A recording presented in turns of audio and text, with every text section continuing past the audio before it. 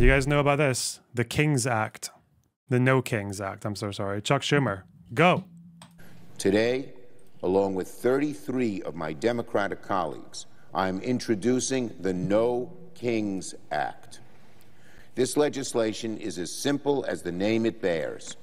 It reaffirms that presidents do not have immunity from violations of criminal law and removes the Supreme Court's jurisdiction to hear appeals related to the presidential immunity, which the Constitution explicitly empowers Congress to do.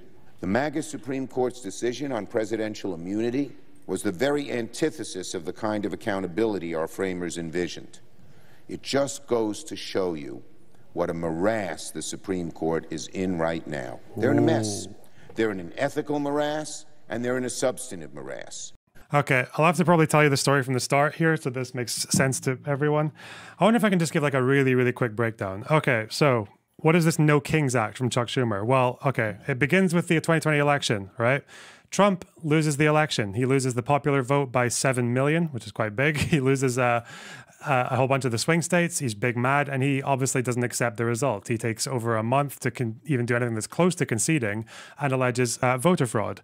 He challenges the results of the swing states, alleging voter fraud in various different states. He is shot down by everyone close to him, virtually everyone, his attorney generals. He's shot down by governors of each of the states. He's shot down by the courts. He is not just shot down because he can't claim standing for his cases. A lot of these courts actually did assess the merits as well, also found out that wasn't true. We know now it's not true because a lot of the claims, for example, the Dominion voting machines, Giuliani admitted that he lied about the fraudulent Dominion machines. He just said it was his First Amendment right to lie about it. So we know full well that these were lies and that Trump knew they were lies because he was told by everyone that he trusted that they were lies. He persists anyway and finds himself left with a small handful of yes men, people like John Eastman, Giuliani, and Kenneth Chesebro, who come up with this plan for Trump to effectively contest the results in these swing states. So they come forward with this scheme where they send fake electors to the counting of the votes, people who basically say, oh, we represent the Electoral College slates from Arizona or from Georgia or from Wisconsin or Pennsylvania, and we actually assert that Trump wins, not Biden. And the idea was to use that confusion, to pressure Pence to use that confusion of conflicting electoral slates to basically go through a whole bunch of different options that would result in Trump becoming president. One of them would be sending it to the states with the House, which would have been majority Republican, to vote in favor of Trump just becoming president.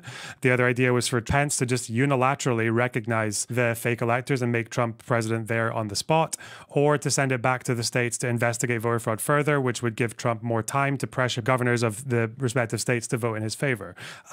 It was knowingly a violation of the Electoral Count Act from 1887 because the vice president doesn't actually have the power to do any of those things. We know that Trump utilized the violence on January 6th to get Mike Pence to try and certify these fake electoral slates.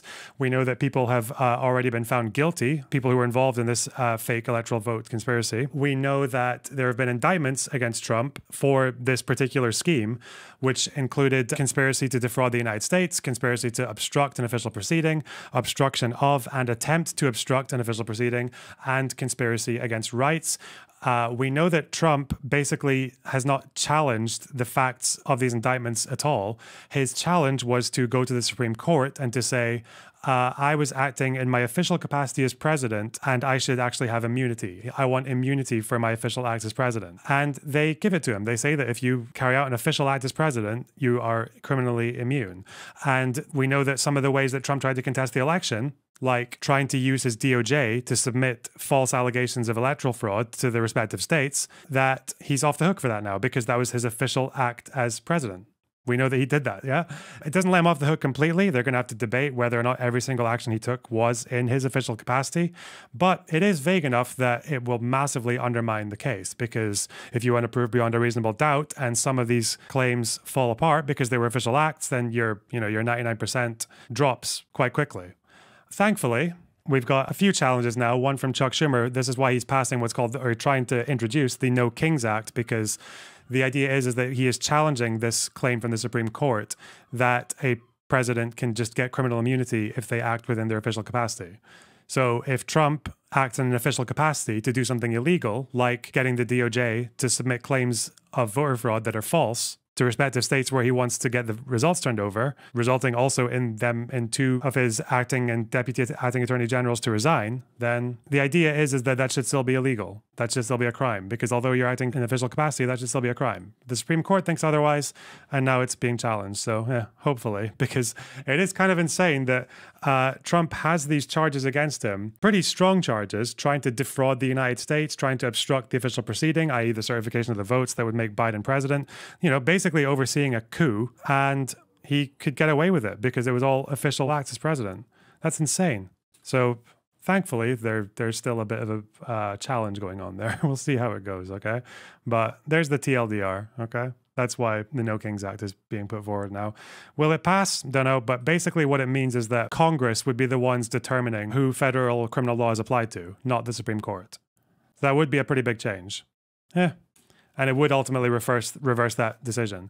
But the fact is that these charges have been brought towards Trump, and he still actually hasn't challenged the claims. He's just saying, I was the president, so it's not really a crime. Or it was a crime, but I've got immunity. Yeah. Mental, that. Okay, that's a TLDR, sure. Also, I'm sorry, can maybe add this bit in as well in the editing. You can also tell that these voter fraud claims are based on nothing, because of all the states that Trump tried to get the results turned over in, why was one of them New Mexico? He asserted fraud in Georgia, Wisconsin, Pennsylvania, whatever, Nevada, but why New Mexico, where Trump lost the popular vote by like 10%? Did Trump even claim to have won the popular vote in New Mexico? I think up until January 6th, I don't think he ever did.